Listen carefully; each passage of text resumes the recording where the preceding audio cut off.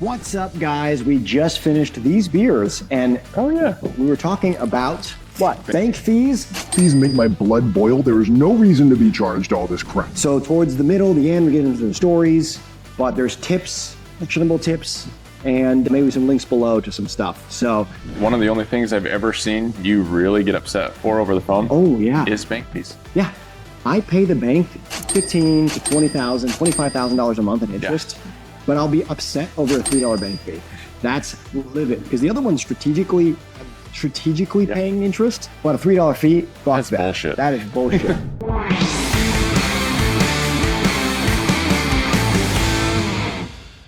Welcome back to the FU Money Podcast. FU Dane. FU Hugh. Cheers. Cheers. We are back at 4x4 Brewing with hopefully better sound and better picture quality.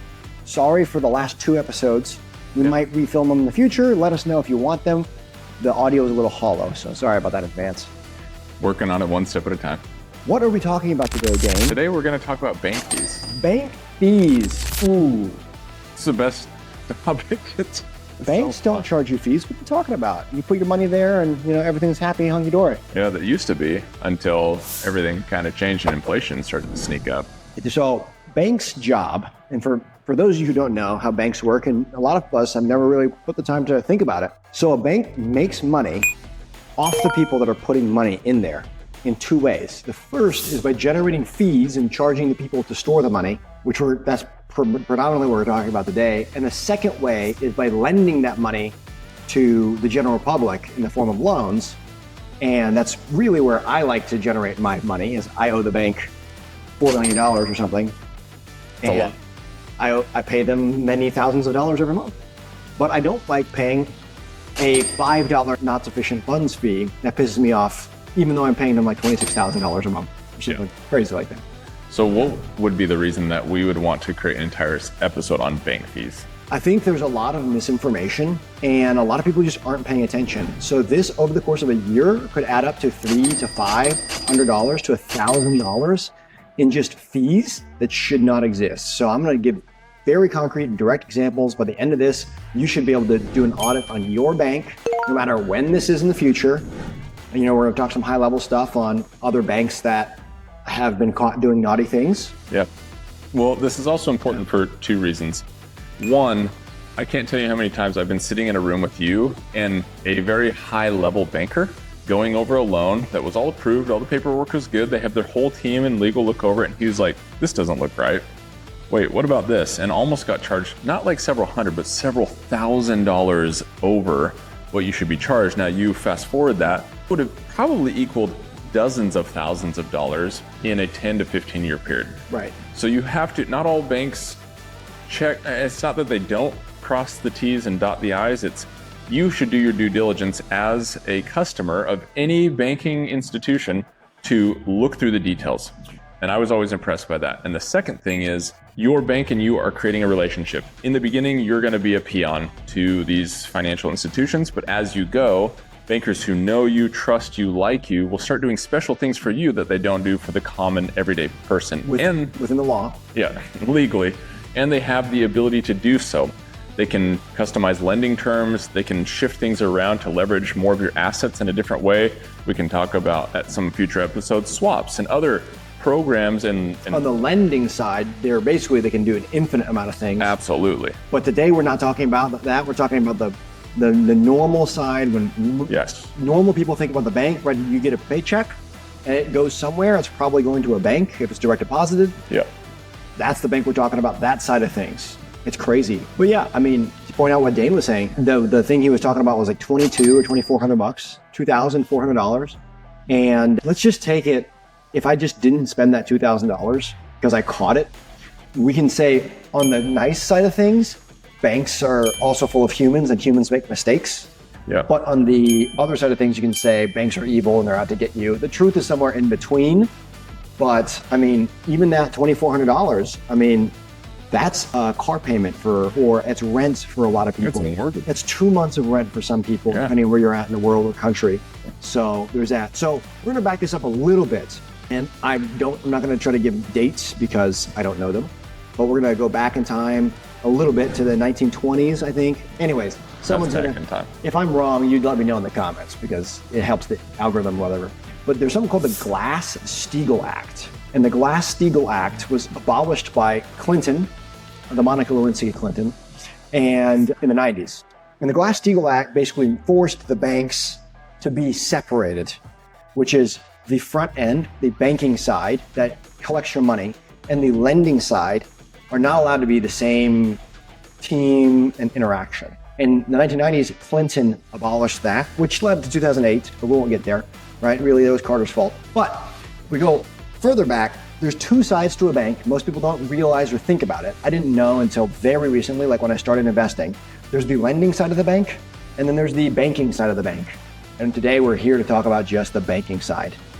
And yeah, I don't know, you guys hear about it from notable things. Dane, off the top of your head, can you think of any banks that have gotten in trouble in the last 5-10 years Naughty banks. over just charging fees? I'm pretty sure it wasn't a U.S. bank, and I know Wells Fargo has been there several times. No, I was burned by Wells Fargo years ago when they were setting up fake bank accounts, and they were using those bank accounts to lend money, and also they would get premiums for opening several bank accounts in someone's name, and it was this big lawsuit, and people made hundreds of millions of dollars, and by the time it got back to me, who was affected by the actual fraud, they sent me $172 11 years after the filings. Yes, for those of you that aren't aware of this happened maybe in the mid-2010s. And I think Dane and I must have just met back in 2013, 2014, right when this was going on.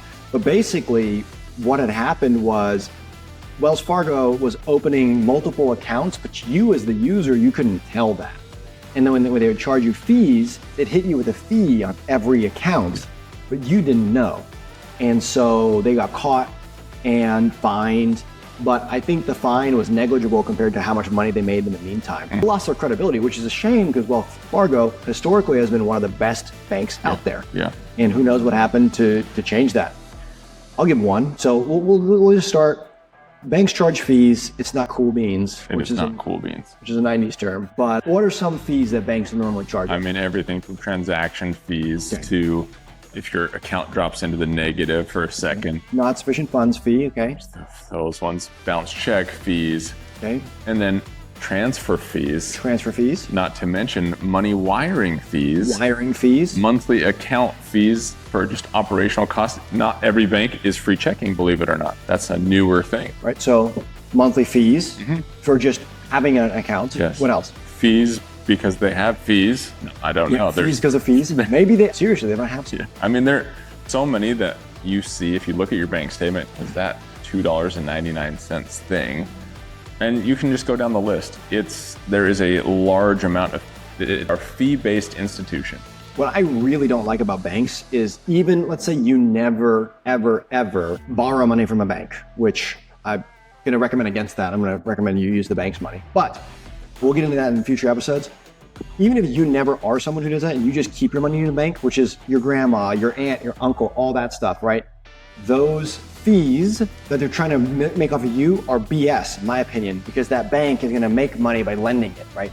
That you might store your money in the bank, and then that bank is going to lend the money to someone like me who's going to go buy an apartment complex. And they're going to make thousands and thousands, hundreds of thousands of dollars off of interest in me over the lifetime of that loan. Yep. And they'll also get their money back because they sell the loans off here and there. That's, again, we can get into that later.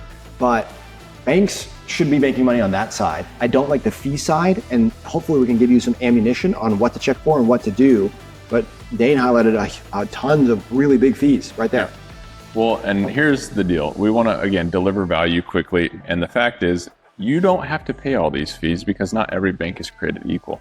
What are some options that people would have if they're unaware that they're being charged these type of fees, which nobody likes? What would be, a better solution? I'm gonna say that most banks are garbage, and especially any bank that you specifically know of that's not a local bank. We just ended up on a hit list. Yeah. And so here's what I mean by this. So this is your big national banks. So this is gonna be your Bank of America, your Wells Fargo, Chase Bank, US Bank. These big mega banks, they deal with massive institutional money, and you will, I don't care if you're 100 millionaire, you'll never be big enough to them to ever get any kind of treatment that's favorable, or they're just always going to act against your interest. And they're so big, there's so much red tape and so many regulations that stuff can slip through the cracks. on the bad side of things, and then people can also do nefarious stuff like the Wells Fargo side. And so a rule of thumb is the larger the bank is, the more likely you are to be completely screwed over. Let me give you an example. One of our investors banks with Bank of America, my bad. And Bank of America charged them $3 to transfer money to our local bank for a transaction fee. It's ACH, it takes 3 days. That's free for many, many banks. And they charged her $3. Well, I was like, listen, just pay me, 50 grand for this part of the renovation. And then later we're going to do another 50 grand for this other part of the renovation and 50 grand for this other part of the renovation. And at the size of scale that they were working at, just for you as a normal person at home in the United States in 2024, think of that more like $3,000. Hey, pay me $3 grand to do some things. It's a lot of money, but it's not an insane amount because remember, this is all debt-based. Okay, so she was like, no, I'm just gonna pay you $150,000 because they charge me a $3 fee each time. And that blew me away that here you are, $100,000 in there, and then they're gonna charge you $3. Now, here's the crazy thing. They're doing this for everybody. It should be a 3-day period for an ACH transfer. It took 8 days to get to us, and they charged her a fee. So they charged her the $3. Think about how big Bank of America is. Yep. It's massive. And if you're watching this on video right now, it's popping up on the screen. However large if it's publicly available, they're charging $3 for every transaction like that. That's probably millions of dollars a month. Think of how many transfers happen and the size and scope in which they operate. They're probably making hundreds of thousands, if not $1 million or more a day in just transaction fees or transfer fees. Now, here's the crazy thing. 3-day ACH transfer. It should take 3 days to get from bank A to bank B in your account, right? If you're transferring to Fidelity or Vanguard for a mortgage company, it should take 3 days to get from bank A to bank B. It took 8 days for her. Okay, let's think back. Why do you have your money in a savings account? Well, so that it's safe. Okay, so that's safe. So that you can get to it when you want it. Or a high yield savings account. What's that? Well, it's kind of a joke. It's a play on terms, but at the end of the day, it's supposed to be generating you 1% to 2% on your money. So it's growing as they're holding on to your money. So the day that they initiate the transfer, they now have to cease paying that investor the percentage, and they hang on to the money for an extra 5 days. Yeah. And then when the money finally gets there. Now again, Bank of America is a gigantic bank. There's hundreds of billions of dollars transacted a day. And if they get an extra 5 days interest free to hang on to it due to policies, then they're just making money because they're not paying that interest. Even though the interest, Dana was just talking about it, the interest is laughable. Yeah. What we make from it. So high yield doesn't really mean high yield, but still. I look at situations like this and I think, why did we ever stop hiding money under our mattress? And just like all things, milk, for example, there was a political push to say, hey, your money is safer in a bank. 1, banks are regulated. 2, you're less likely to get robbed other than by the bank. 3, you then have something safe that can send money to other banks and they all play nice. Well, fast forward that to the future in which you live. Banks are almost more predatory and more, self-serving, where like my grandpa used to joke about it, and it wasn't under a mattress, it was in his own safe, but he's like, not a GDM person is gonna tell me where to put my money and what to do with it and ask me what I'm gonna do with it. And he just controlled his money. He didn't make any high yield savings on it, but the man always had cash when he wanted it, and he never ever had to worry about fees because it was his money. Right. And this kind of brings us to the next point, and I want to kind of build off of that because that's a great story. Your grandpa with the money in the safe or money on the mattress. I was just reading a Reddit post on personal finance, and they were going through their grandma's house. She had just passed away, and she had hid something like 40 or 80,000 pesos in money under her mattress. Seriously hid it. Yeah. And whatever the amount was a significant amount for the time when her grandmother was alive. Well, in today's dollar, it was worth like $50 or 20, 25, something negligible, right? And if I can find the post, I'll link to it below. But basically, whether it was under the mattress or in a bank with a high yield savings, it's getting eroded away by inflation. And that was due to policies, I think, they knocked to zero off the peso a while back, so that the money actually became worthless.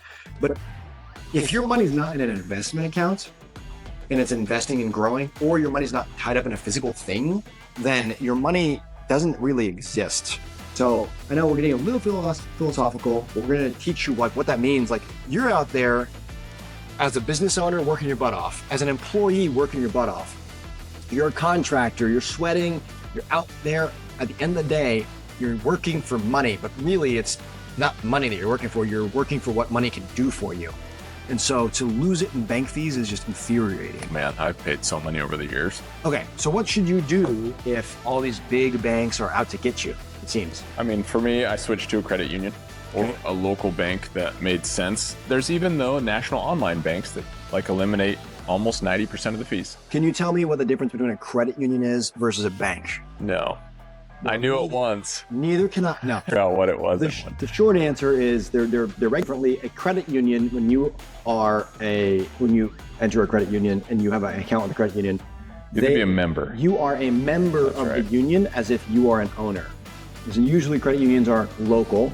I think Navy Federal Credit Union is one of the biggest ones I know of that's a national. Great I'm credit. Sure there's some other ones. And then banks are just different. You are just a person that uses a bank versus you're a member of the credit union. And so your interests are more aligned with a credit union. Mm-hmm. So the likelihood, I'm not saying it's impossible, but the likelihood you're going to get screwed over is less because they'd be screwing over their own members, and their members are the board, right? They are their own members. Yeah.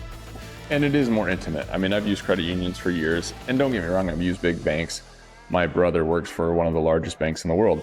At the end of the day, there's pros and cons to all, but your everyday public banking, it's been much more favorable and easy to work with someone who's local, someone you have a membership relationship with.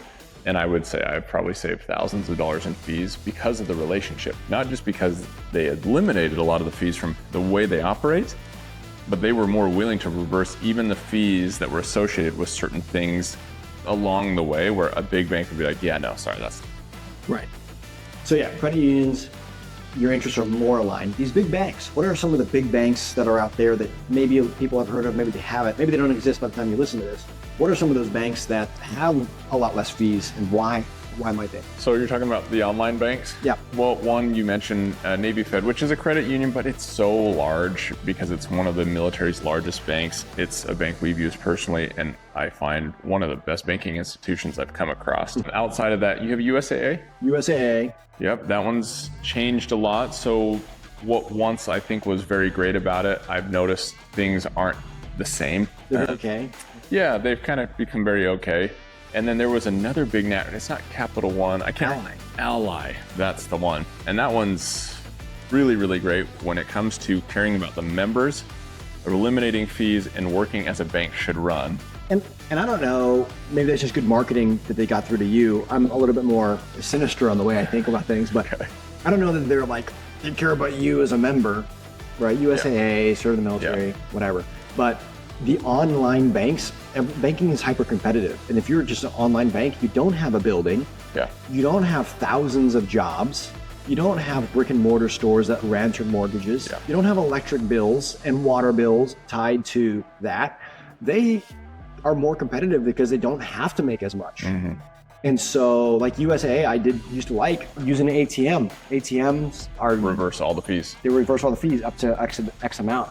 Yeah. So I wouldn't care if it said it's a $5 ATM charge. Yep. Normally, if you go to an ATM and it's outside of your bank, that ATM will charge you money, and then your bank will charge you money. Yeah. So you're losing on both ends. And USAA would refund that. So they wouldn't charge you to use an outside of the network ATM, and then you would get reimbursed to some X amount, which was huge. It was awesome. Other fees, minimum balance fees. So a lot of savings account will have these, but some checking accounts will have them. Yeah. Or if you don't transfer X dollars in it per month. Yeah. So we have one bank that I use, and it's my bank that I don't really have a login for. I have to like go into the bank, but money is there, so I don't get to it. So if I'm getting to it, it's super duper emergency. And so I have an auto transfer where it'll take money from moving it from account A, it'll move $1 at the beginning of every month to account B. 2 days later, it'll move money from account B, $1 to account. Anyway, at the end of the month, it ends up back in the same account. But because those transactions are occurring, the account keeps it active. Yeah. it just keeps it active so I don't think it closed. Well, and to your point, you have to play the game. And all these institutions and the government plays a big part in that, and federal regulation. You have to play a lot of games to keep your accounts active, unless you're just an everyday person who's going to use a checking for some basic spending and a saving to put some savings away. Yeah. But as you move into the investment game, you have to get smart with banks, bank systems, bank fees, and understand where you're winning and where you're losing. And one of which you always lose is working with a bank that charges you to do every single thing, which is why I no longer use any of the big banks. Yeah. So start from now on, we're going to give you some tips and tricks that we know, and we'll update this in the future if there's significant differences. But if you work with a local bank or local credit union, first off, if you work with a credit union, there's a lot less chance that you're going to get screwed over. Yeah. But if you work with your local bank, here we use Old Missouri Bank, but also if you use, Ozark Bank, or if you use Great Southern Bank, these regional or smaller banks that are to your network, usually they'll have a lot more leeway. And you're going to be a lot less, they have less overhead, so they charge you less and they work with you more. So first one is work with local. Absolutely. Second one, tip 2, make sure you know what your minimum balance are, right? I still have some balance transfers. If I drop below $1,000 for 1 second in some of my accounts, then I automatically am charged a $10 fee. That pisses me off. That's upsetting. Yeah. And so I'll have a trigger that sets up that it basically doesn't allow that. Yeah. Another one, just ask. This is a big one. I do this all the time. Do not be bashful. Ask for a refund. If you have a credit card company also, ask for a refund. Hey, I had this fee. Can you go ahead and reimburse me for that? Mm-hmm. Hey, I had a not sufficient funds transfer. I'm so sorry. I wasn't paying attention. Could I be reimbursed for that? A lot of times these customer service agents, they are not legally allowed or by their policy to offer that information. Right. So you have to make up a good excuse. But if you ask them, they could do it. They do it all the time. But they can't tell you about it. Yeah. So just don't be afraid to ask. Yeah. I would say the pro tip for me is start developing a relationship with a banker. This whole podcast is how you leverage not only your money, but your relationships, because that creates a great investor. Every time that we have spent the time to show up, say hello, build kind of like the warm and fuzzies, get to know the bankers at different levels. So now we only work pretty much with the president of the bank, where he's become kind of our personal lender. Takes time invested into that relationship. And I know for a fact that there's been many times where, since as a business, there's 87 accounts I joke about, but we have 87 bank accounts. Lots of bank accounts. And with all those moving parts, there's been times where a few of those have gone into the negative, and we'll see a few of those fees pop up. Now they're nominal because they're a good bank. At the end of the day, it's still not fun to see a bunch of fees for an account that you really weren't paying much attention to. And Hugh or I will send a personal text to that person who runs and operates or makes the decisions, and we say, hey, we noticed all these fees, can we get those waived? Because they know us, they like us, they trust us, we make that bank a lot of money, they give us a lot of money. They said, of course, no problem. And they've waived countless fees. It doesn't work every time, but if you're every week asking them. No, it's like truly knowing those times where we just didn't move the money fast enough, or we were in the middle of something and forgot. They were more than helpful. And that's what I call a truly great credit union or bank. Their relationship means more to them than a transaction fee. Yeah. And so many local institutions are going to be better. So think local if you're going to go for a bank. Even though they don't have the best, I remember a lot of people are very upset with me when I'm interacting with investors that invest with us. And they'll be like, I'm trying to do this, I'm trying to do that. And your bank, being a local bank, their software doesn't talk to this fancy software yes, that's true, but we value the relationship more than that. Okay, another tip, pay attention. Just be aware. A lot of people were never asking, never knew to ask. Right? When we get hit with it's a nominal fee, it's $35 if you go non-sufficient funds, and then it's $3 a day until you fix it. But I'm not getting emailed on that, so I might check in and be like, oh crap, this is 2 weeks behind. So it's $35 times 3 times 14. That's a lot of money behind, and that's not cool. But if I were paying attention, that wouldn't have happened. Yeah. One more big one is don't be in a hurry. So let's think, a lot of people, if you're younger, you're used to working with Venmo or PayPal, and there's the instant transfer to your bank for a fee, 50 cents. Yep. I never select 1% or something. I'm like, I'll free it. I'm just going to wait for the free one. If I am managing things enough then I'm going to make sure that I should never get into this, like, I need money now situation, because I'm paying attention. Yeah. So if I'm in less of a rush, less of a hurry, then that's a big deal. It is a good one. I'm always tempted to hit that button and I'm like, why do I need it to be right now? Right. And then I slow it down. And then I realize that the process is usually the same day or the next day anyway. And if you need right now instant transfer to your bank, like that's what a credit card is for. And if you're responsible enough, which is going to be 40% of the people that are in the United States, yeah. But everyone has a credit card, but you instantly do the thing, but 3 or 4 days later, you just pay the card off in full, whatever the thing you need, if you need that, right? So, well, and one of the last things I'll add is let's equate this into real talk and real life examples. That bank fee of $35, how often do we cruise up to 4x4? Once a week. At least. And how much is a few beers? That's $6 a beer, so. And we drink probably 2 or 3 when we stop in. That one bank fee just paid for our casual afternoon filming a podcast, and then you add on other little fees. And again, that's pretty nominal for our bank. You switch to a big bank and they'll start tacking on fee after fee. You're talking about lunches with friends. You're talking about an evening out with your spouse or partner. You're talking about beers. There's a lot of things that I would rather pay for than fees. $35, it's like shit. You got hit with that, but it's okay. Like, no, it's unnecessary, and you can do better by shopping around. So, I'm curious, do you know why they chose $35 or their $39 or whatever it is at each bank by bank? Do you know how they get that figure? They spend millions of dollars doing psychological research, what they can collect just enough without making people lose their shit. Right. Over and over and over. They're like, oh, it's just $35. $35, that's a half gallon of gas. Yeah. But the average person will be like, that really makes me mad, but it's not enough to lose it or cancel, like pull all their money out and find a new bank. And so for you and me, $35 is, like you said, it's a beers or going out. But like for some people, it's like, that's groceries for the week. I've got 8 kids. I was talking to a lady today and she had 8 kids. Oh my gosh, that's a lot. So she's going to be doing that. That really is going to stretch a lot further. So there's that. Any last parting words for our listeners? I think, and we talked about this on another episode, have some cash on hand that is available that you're not going to get fees for, that you're not going to get tagged for. Be responsible enough to have a safe or put it somewhere in a safe place that you can get access to it. And then a not easy place where Hugh does, where money difficult to get to. Money's a tricky thing. If it's too accessible, you'll just go spend it if you're not disciplined. If you make it hard for yourself, sometimes you need it fast. So there's like that fine balance, right? Have some of the money that you want to grow or that you're responsible enough to save in a place that's difficult to get to, and then have enough on hand in cash to use when you need it.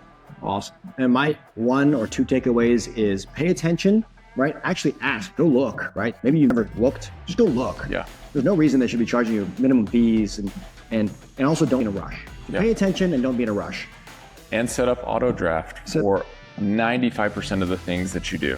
Yes.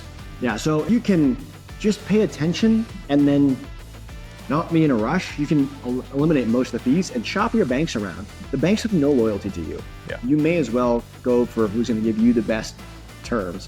I personally use Ally Bank as an additional one that I never check as my emergency reserves. But if that sucks one day for a high yield savings account, I'm going to go to a different one. I use Yada. Yada is another one. And so just pay attention. So that's it, guys. We will see you next time. Remember to F your money. Hey, everybody. Thank you so much for tuning in. As always, Hugh and I really, really try to deliver value in these episodes. So if you learned something, you thought something was funny, you enjoyed a guest, please hop on to wherever it's being hosted, whether that's Spotify or Apple, and drop us a 5-star review. If it's anything lower than that, email us separately. We may or may not respond, but at least all of the things that we did right, let us know. And truly, if we did anything wrong, or if there's guests that you want to see, we aim to please, and you just want to be a guest on the podcast, how can they get a hold of us? If you want to be a guest or ask us any questions, you can email fumoney@hughcarnahan.com and let us know. Again, we read every comment that comes our way. We actually have 2 or 3 super exciting ideas for shows that have already come our way. Again, we appreciate everything, guys. Remember, real quick, we are not experts at anything. This is not financial advice. Make sure you do your own due diligence. We are for entertainment and educational purposes. Don't listen to random strangers on the internet. We hope to share our message to get it as far as we can to normal, everyday folks, blue-collar folks, military folks. This is information that all of us should have. And so if you liked it, please share it. Guys, we will see you in the next episode. Woo!